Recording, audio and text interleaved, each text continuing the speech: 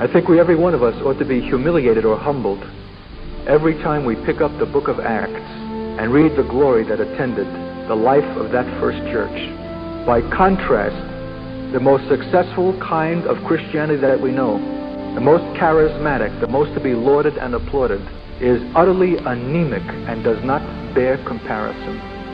How is it that these rude men, fishermen and louts who had no advantage of the kind that we have enjoyed, were able to turn cities upside down and shake the earth? Why is it we have not had a corresponding effect in our own generation?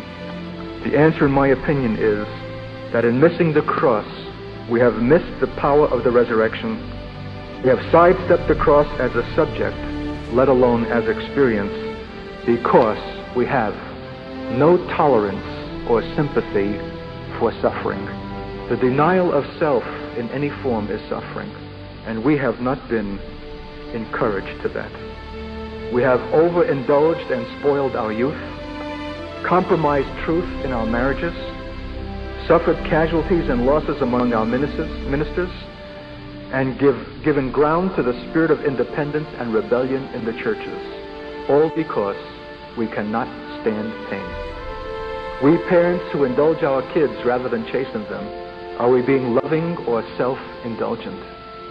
We pastors who condescend to placate men rather than speak the truth to them in love, why are we so sparing?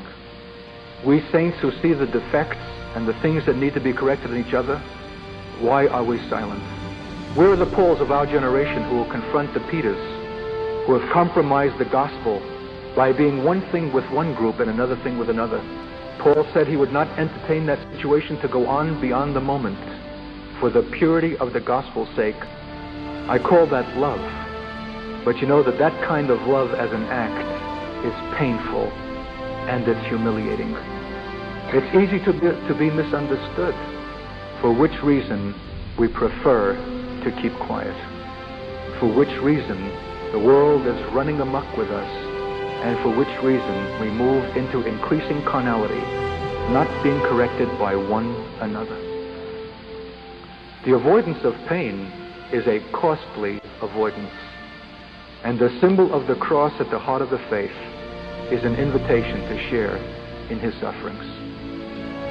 In a word, our Christianity is degenerating into a middle-class culture, a sanctifying cover-up for the status quo, a vacuous praise club, an equating of gain as godliness, a comfortable religiosity that leaves our real interest unchallenged and undisturbed in the avoidance of the cross of Christ Jesus. Somehow, am I naive to think that we ought to look different, speak differently, act differently, that there ought to be such a savor and fragrance about us of Christ, that it's a savor of death unto death to some and life unto life to others.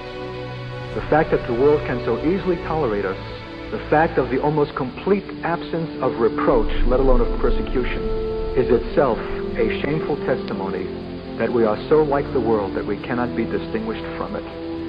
We have lost even the difference, the sense of the difference between that which is sacred and that which is profane. I believe that God could lay at the door of the church the full responsibility for the present condition of the world.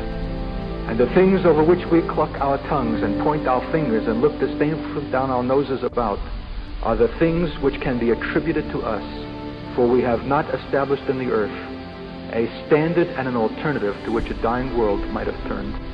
They simply did not know that there's such a thing as that which is holy and that which is sacred.